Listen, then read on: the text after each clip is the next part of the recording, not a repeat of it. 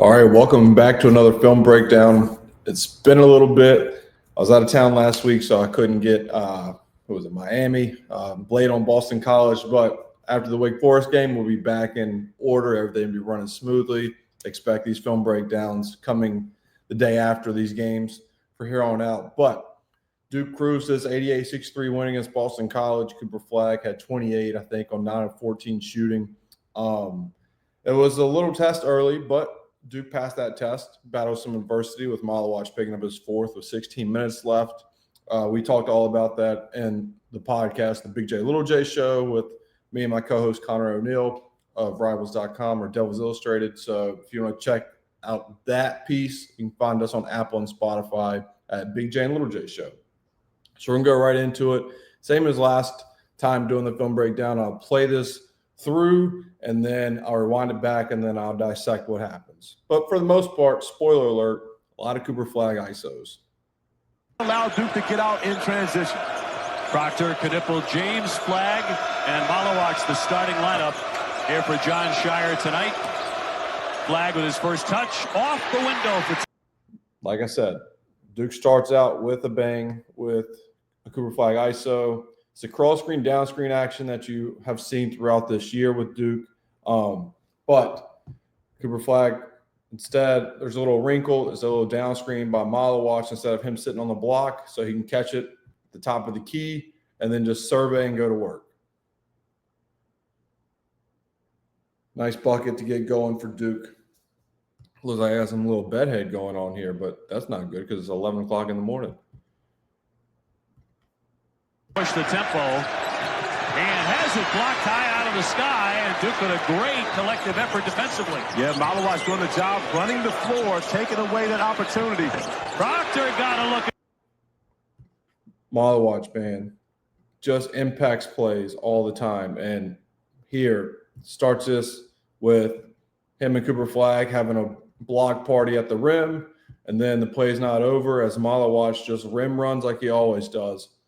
Rim run, rim run, rim run, rim run, rim run. Say that 3 times fast. And he just takes out this little guard, just bury him. Sion James thought about throwing it to him, but since number 1 was going down on Malawach, Sion James makes the right decision with a pump fake, ball fake. Number 7 is supposed to now get out there to Proctor as 32 crashes down, but Malawach did such a good job of pinning him deep that is such a late recover and a long recover that number 13 has to come over for Boston College, and it looks like he fouls Tyrese Proctor as he hits a 3. But again, this is all set up because Colin Malawach's ability to run the floor and create havoc by bumping in people like he's a bumper car. A lot of it has to do with this environment. The best crowd they've had all year, and the guys paying them all for that. Malawach. That's self-explanatory. Colin Malawach, love you, love your motor, like I said, but that is a travel through hell. I mean, I don't know how that is not called a walk, especially in the year of 2025, but that is hilarious. Just everybody in the background, even guys in this play, are already starting doing the walk motion as Malawach is going to dunk the ball because it was so obvious. Just, oh no. I mean, you got to do it on the court right there, just doing the walk animation. It was. Duke got away with one there. That's for a big guy sealing off, but only able to catch it and finish. Points in the paint for the Eagles. That's the difference in the game. Proctor, nice give there, and it'll be dropped. Dude, unreal touch and finish by Pat Ngongba right here. This is so hard to do as a post player. Some coaches tell you don't throw that pass to some post players because it'd be a turnover on the post player, but really it's a turnover on the guard for putting a post player in that position. Pat Ngongba's hands and feet right here and touch, are you kidding me? A little finger roll through traffic, catches that, and right when the ball is going into his hands, he has help side defense right in his grill. And he catches calmly, and then little jelly action and finishes. Pat Ngongba is going to be pretty good for Duke. Like he's impressing me with his 6 to 7 minute stints in these games by having these type of plays. Like I really like what I see with him offensively for Duke. This building, but this crowd is making a difference early on. The student sections in particular. Duke with the basketball. Foster trying to cut in. James over the top and the slam. Good pass, good decision by Sion James, and that time Malawash did not travel, so that's good. But good job of passing this out. Foster wanted to throw it to him bad, but sometimes the best read is one pass away. So Caleb Foster sees it, right? He's like, I have to throw this over. Like, he has his guy beat. Malawash has his guy beat, but that's just not the angle for that over-the-top pass. But Sion James's is, so Malawash maintains good position as the guy's trying to front the post. Sion James just throws it up for the big fella to go catch and get it, helps out, crashes down, but Malawash does a good job having strong hands and then finishes, most importantly, does not travel. Back here, the students here for the Boston. And one of my guys called that off of the knee.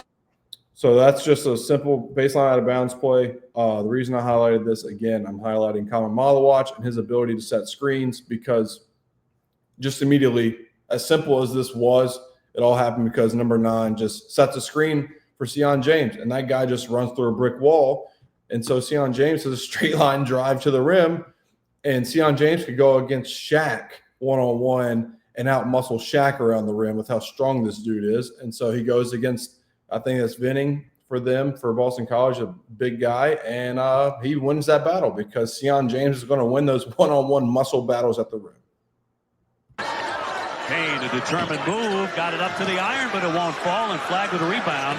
He's averaging 8 a game along with 19 points, but he's been quiet so far. Proctor finds him. Flagg, kind of a choppy dribble. Great dish underneath for Malawash. Good pass by Cooper Flagg.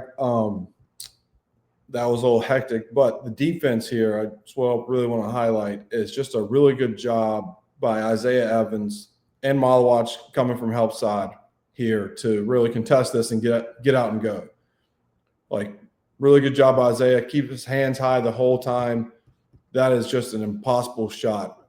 Isaiah is vertical, offense players fading, and then Malawash is coming to contest. And that ball is almost deflected at, it looks to be 12 feet long, 12 feet tall. Goes off the rim. Duke goes out and goes. And it leads to just a good action where they're just playing. Cooper got to catch it first before you dribble.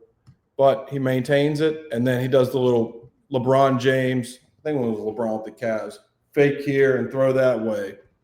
Just fake. Guys are a sucker for that fake. Colin Malawash, Merry Christmas, here's a gift, and he flushes it. Duke. Evans will launch in transition. No, James grabs the rebound. Proctor, yes. That's what makes Duke deadly. You shoot a 3 and you miss, you get offensive rebound, you shoot a dagger like Tyrese Proctor did. Big time shot by number 5. Nothing but net. Who won 20 games last year, went to the NIT. That 3 off the mark by McFarland. Duke trying to grab the lead here. Proctor at the head of the key. And look, all I have this for is I have to always acknowledge the GOAT, Mason Gillis, with his pump faking ability. It's just instinctive at this point. Pump fake pass. Go set a screen. And then Proctor, I think that's a 2. They called it a 3, but I think they took it back and said it was a 2, I think. But regardless, Proctor was feeling it. And when Proctor's hot from 3 from the perimeter, is a sight to see.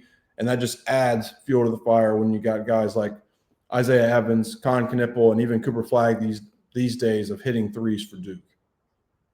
Their 5 points off turnovers are really the difference to this point.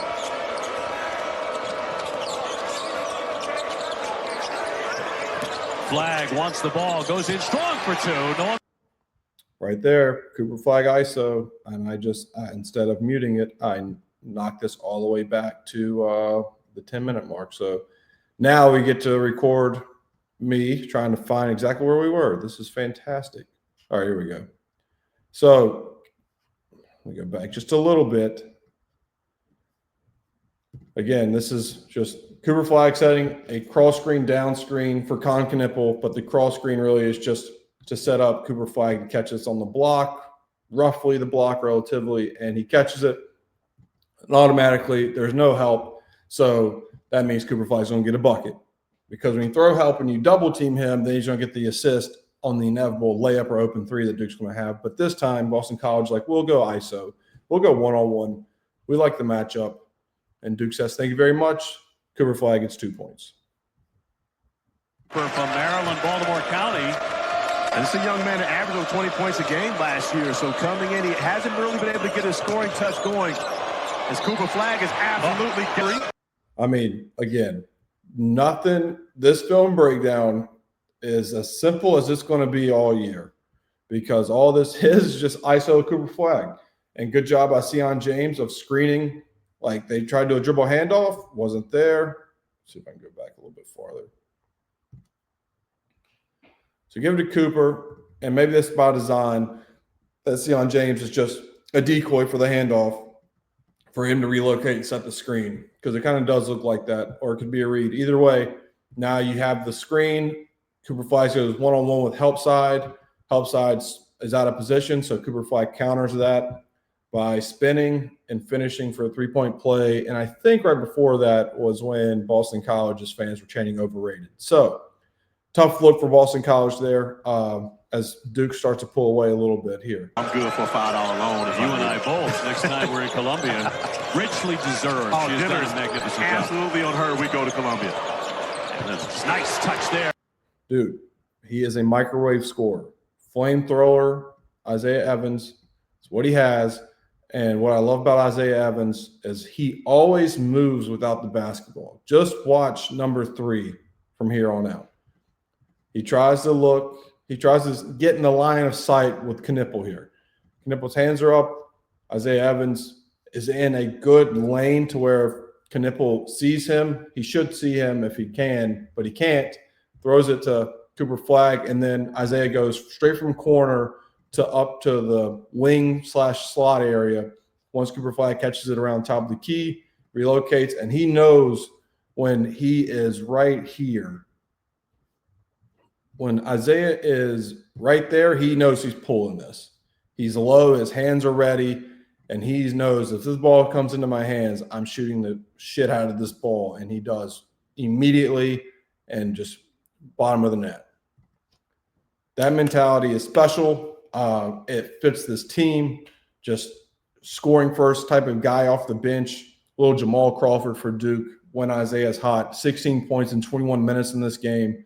That really highlights Duke, and it highlights Duke. It really gives Duke a higher ceiling is where I was going with that, like they did against Auburn. Duke does not beat Auburn without Isaiah Evans hitting 6 threes in the first half.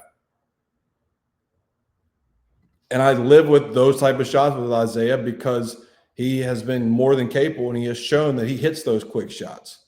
So we'll play this through because I can't really remember what happens here. But Isaiah Evans, flamethrower, keep shooting the rock, kid. We'll kick it. Here's Evans with another look. And a second effort done, but keeping it alive. Flagg slicing in. That's what happens when Duke gets offensive rebounds as well. It's just Cooper Flagg flush going into halftime. And so now Duke's coming out of halftime. Iconic halftime speech by John Shire. By the way, if you have not seen it, look up Duke basketball on YouTube. A little behind the scenes. He gets after the guys, saying it's not every game's not going to be a 20-point game at halftime. Really good stuff at halftime by John Shire. So now we come out of the second half. We'll see how Duke responds after that inspiring speech by John Marvin Shire. Bagley and his crew coming in here and getting beat on this floor when they were the #1 team in the country. Knipple gives it up for Proctor on the drive, trying to slither inside for 2. Just, dude, this offense is so nice, man. This offense is so nice. Duke ran this action already a couple times in the first half. Cross screen, down screen for Knipple, and normally they throw it to Cooper Flagg to catch it on the block, go ISO one-on-one. You can tell by Cooper Flagg's body language this was designed for Con Knipple. Nothing wrong with it, but you can just tell that, all right, now we're going to go to Con Knipple and set the two-man game with him and Malawaj. So he tries to attack off the ball screen. He gets blitzed, hard hedge by Boston College. Since they blitzed so high, now Colin Malawach's guy has a long way to go to recover to Malawach. But with that long recovery, Boston College's help for the big fella is now in the lane, and that's Tyrese Proctor's guy. And he is trying to bump Malawach, but he's too far away now from Tyrese Proctor. Great read by Colin Knippel. He's so good with the ball in his hands as a facilitator. Always seems to make the right read. Hits Proctor. Proctor's guy overcloses. Proctor blows by, and then just good pump fake, good finish by Tyrese Proctor. Elijah Strong looks on, wishing he was on the floor to help his team. That's a big front line that you normally see for the Eagles. Getting a transfer from St. Bonaventure. Cooper Flagg with a touch. Spins and gets two. That's two. Self-explanatory. Pass to Cooper Flagg on the mismatch. Keep him one-on-one. Helps out, tries to come over. Spins before he gets to the – he spins before the double team can get there. Wish I could speak better this morning, but – and he finishes. So Cooper Flagg, again, 28 points on 9 of 14. All 14 looks seem to be very easy looks because Boston College could not guard this man. Easy. Take Cooper Flagg away. Otherwise, he's going to destroy one of your teammates on the block. Well, the Eagles have to be very wary of being in that danger zone that Duke can push you in so quickly in the opening seconds of the second half. Flagg again, not to be denied, off the window. Dude, like, this is just – you want to talk about mental warfare on a player. Number 3 guard in Cooper Flagg here. I'm sorry, Boston College. I don't really know any of your names. I'll be upfront and honest. Normally I take pride in knowing some names and mispronouncing other names. Boston College, I do not know who you guys are. This is just mental warfare on number 3 when he's guarding Cooper Flagg. Just the paranoia of what he's going to do to you in this one-on-one. He is trying to fill around for the court. He's peeking to see if Malawach is going to hit him. Malawach does. Malawach retreats, and then he just goes for a pump fake because he freaks out because he felt Malawach. He turned to Malawach, and all of a sudden looks back, and Cooper Flagg shooting the ball. So he leaves his feet. Cooper Flagg just pump faked, and now he blows by him. It felt like the defender was moving 100 miles an hour inside of his head this whole defense possession. Like, he just seemed overwhelmed this whole matchup. Just never seemed comfortable guarding Cooper Flagg out there, and Cooper Flagg goes right by him and gets to the rim.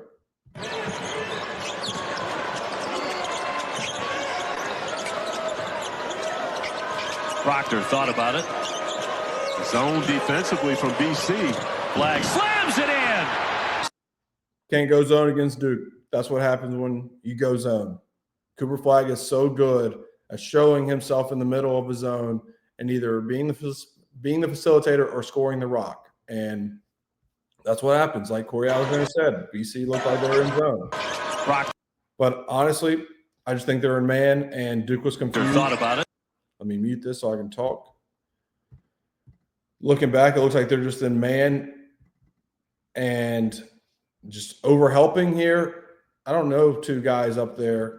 Maybe they were in zone. I don't know. Regardless, Cooper Flagg shows and he dunks the rock. But I don't know if Boston College is in man and they just had miscommunication and they were sagging off like crazy, or if they did go zone against Duke. I don't know why you'd go zone against Duke in that with that offensive group with Knippel, Sion, Proctor, Mason Gillis, and Cooper Flagg. But they did. They got dunked on. If it was man, they got exposed. So another good set, easy play by Duke. Celtics playing now as well, back-to-back. I wonder what's going to happen here. Back at the guard. Last 2 days. Out of the double. They'll swing for the corner. Great job. Bro, pick your poison. Do you want to give up an easy 2 points with Cooper Flagg isoing on a post-up, or do you want to give up an inevitable 3 ball when you double team because he's going to pass out of this double? I mean, great retreat dribble, great pass to Proctor, catch and shoot Isaiah Evans.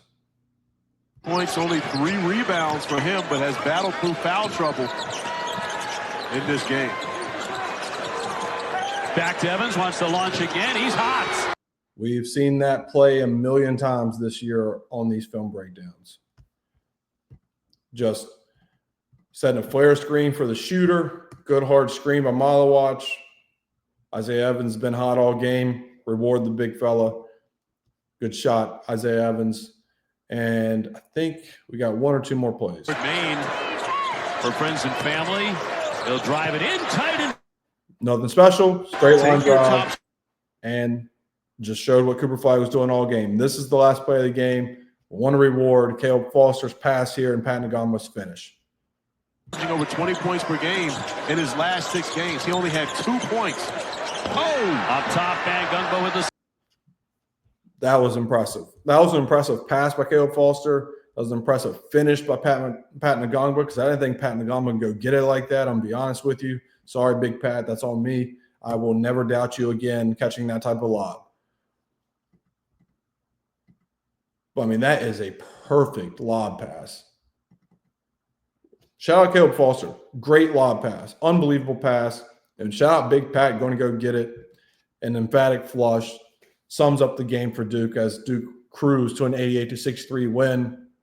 And Duke plays Wake Forest tomorrow, Saturday in Winston-Salem. I will have that film breakdown. I work tomorrow. Sunday I'm off, so I'm going to hope to have it out Sunday before the work week comes back around. I got to work Monday. So have that Wake Forest preview out Sunday.